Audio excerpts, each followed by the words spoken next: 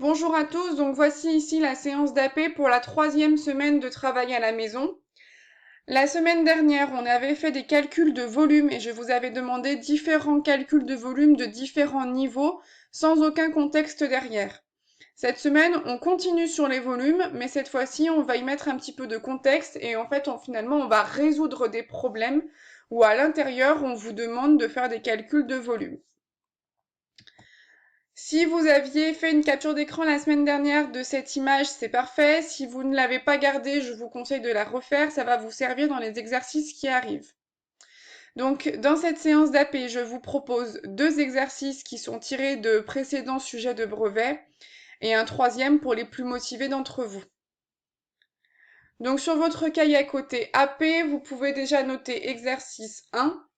Et donc, voici cet exercice ici. On lit l'énoncé du coup. Samia vit dans un appartement dont la surface au sol est de 35 mètres carrés. Elle le compare avec une yourte, l'habitat traditionnel mongol. Donc vous avez ici la photo d'une yourte et la modélisation mathématique. À droite, on vous dit qu'on modélise cette yourte par un cylindre et un cône. Et on vous donne les mesures sur le schéma. Juste en dessous, on vous rappelle certaines formules qui pourront vous servir par la suite. Dans la première question, on vous demande de montrer que l'appartement de Samia offre une plus petite surface au sol que celle de la yourte.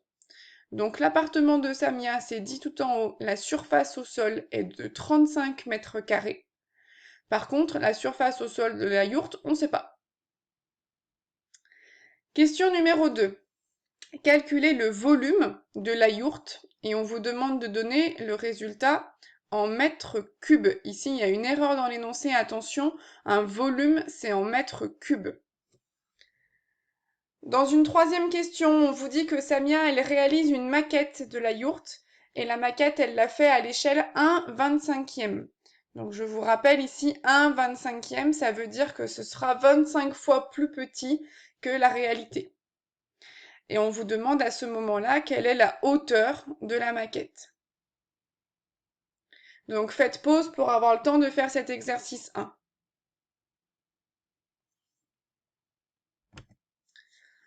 On passe maintenant à l'exercice 2, lui aussi tiré d'un précédent exercice de brevet. On vous dit que Léo a ramassé des fraises pour faire de la confiture. Dans une première question, on vous dit qu'il utilise les proportions de sa grand-mère, c'est-à-dire qu'il va mettre 700 g de sucre pour 1 kg de fraises.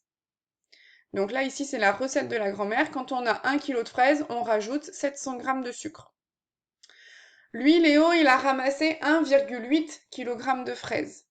Donc on vous demande de quelle quantité de sucre il va avoir besoin. Donc ça, c'est la première question. Pour l'instant, ici, pas de volume, pas d'air. Juste ici, une question de quantité de fraises et de sucre. Ensuite, dans la deuxième question, c'est là que ça commence à devenir un petit peu plus compliqué et plus intéressant du coup. On vous dit qu'après la cuisson, Léo, il a obtenu 2,7 litres de confiture.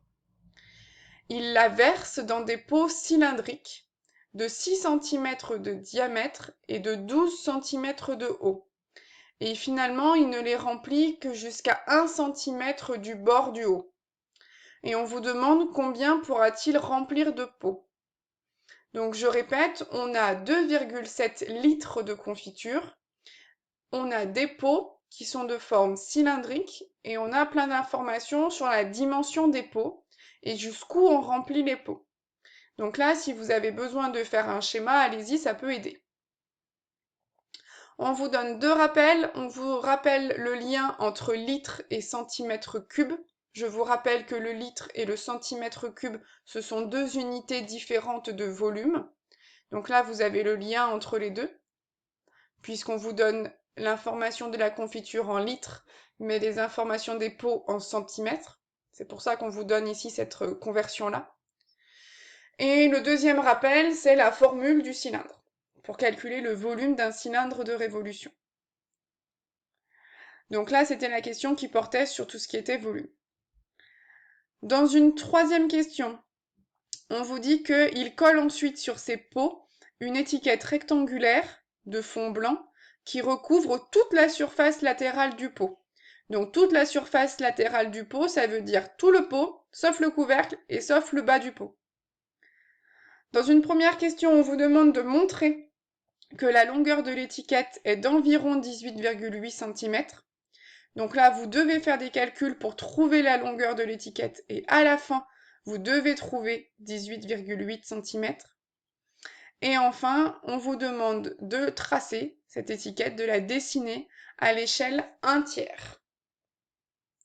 Voilà, donc c'est terminé pour aujourd'hui si vous ne souhaitez faire que ces deux exercices-là qui sont déjà assez compliqués, je pense, pour certains.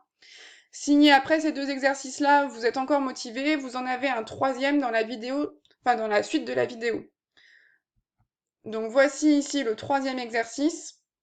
Ça vous parle de macarons, qui est composé du coup de 2 biscuits et d'une couche de crème. Je vous ai mis la photo à côté au cas où. Cette couche de crème, on l'assimile à un cylindre de rayon 20 mm et de hauteur 5 mm. Donc ça veut dire un cylindre, mais de toute petite hauteur. Dans un premier temps, on vous demande de vérifier que le volume de la crème contenu dans un macaron, c'est 2000 pi mètres cubes.